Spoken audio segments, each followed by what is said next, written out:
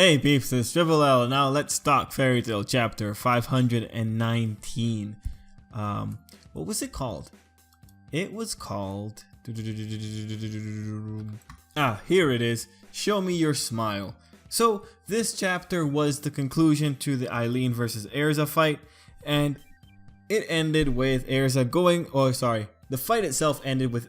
Actually, no, it didn't. We continued from the last chapter with Erza heading towards the meteor and hitting it and slashing it in such a way that she slashed it more than twice and it broke into multiple pieces. I was actually kind of curious how she was gonna smash the meteor, but it was just full on. She became a magic missile and just hit the meteor in such a way that it totally shattered. Anyway, that's not a big problem.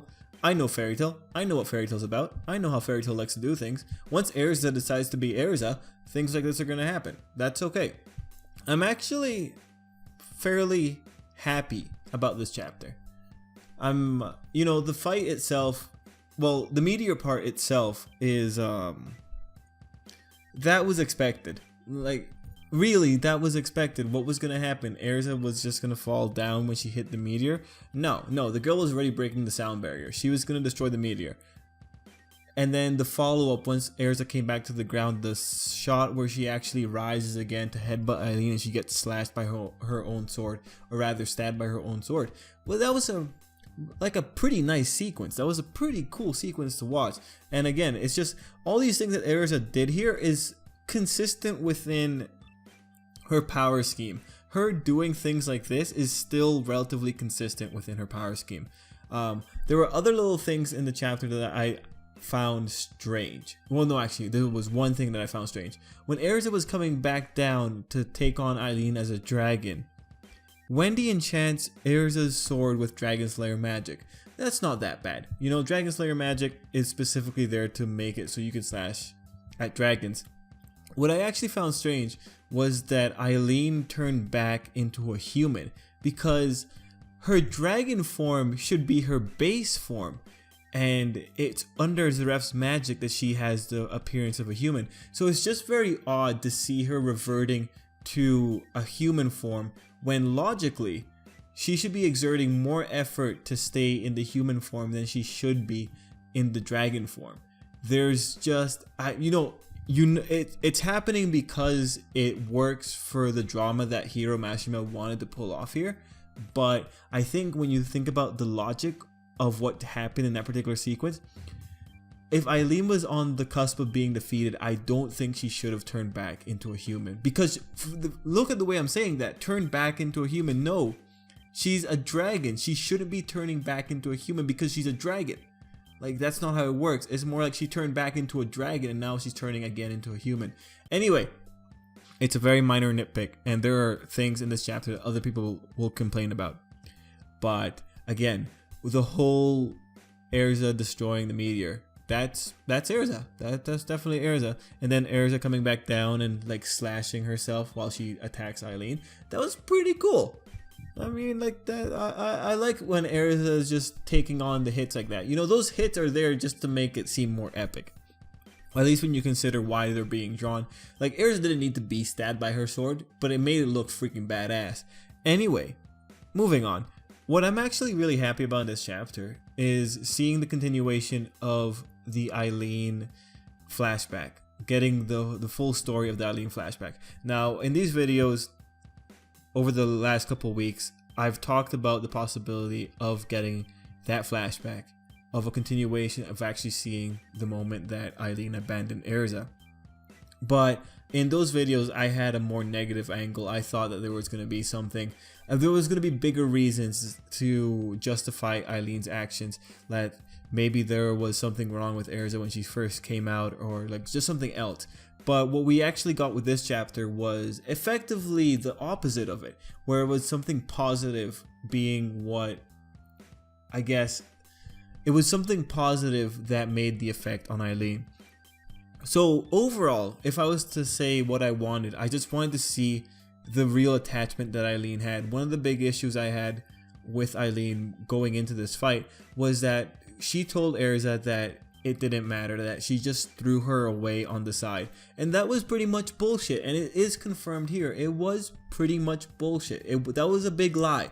no, Eileen did have some attachment to Erza. Of course, I was thinking it would be something negative, but no, it was actually something positive. But it did go to show that there was a bigger attachment going on with Eileen, because at the end of the day, Eileen's actions were predicated on an attachment. She had to have had an attachment to Erza because her actions were compromised so much when Erza got involved. Now, Eileen introduces something kind of interesting here, which she talks that while her resolve was still weak, or she talks about this idea that maybe she had a moment of sanity, and seeing Erza smile, that whole love between mother and daughter was still established, even though part of Eileen was still twisted enough that she wanted to use Erza to her own ends. And she admits in this chapter that she stopped trying to enchant herself into Erza. So with that, overall, I like the complexity that came out at this moment. I think Mashima could have done a better job at painting this complexity from a mile away. But then again, he made it like well enough to make people suspect, or at least to make me suspect, that there was more to the story.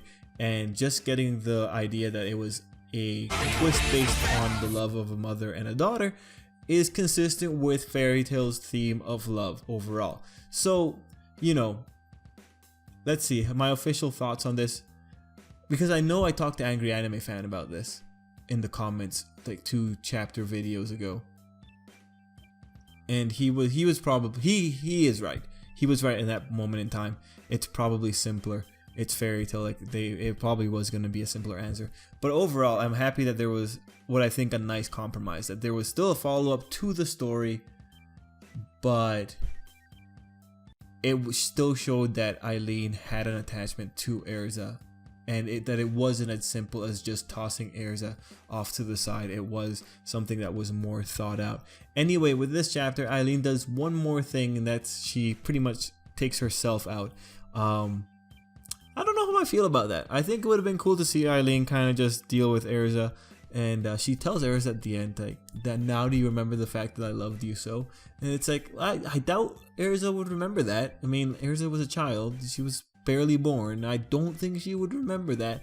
Regardless, I do wonder how Erza will see her mother after this point, because this whole fight had the theme of Erza pretty much foregoing her mother. She did a lot of things, and Mashima had that great moment of that symbolism across the across Eileen's womb with the X and everything.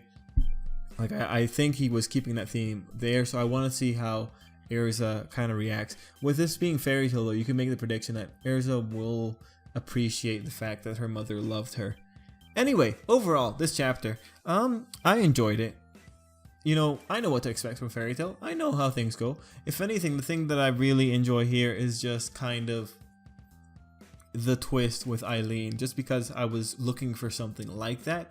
Although I do think in execution it could have been better. I really do think that emotional reveal could have been a bit better in terms of the execution. I don't know in which way. It's just, it seems very jumbled, man. It just seems very rushed. It seems very rushed. There's a lot of things going on.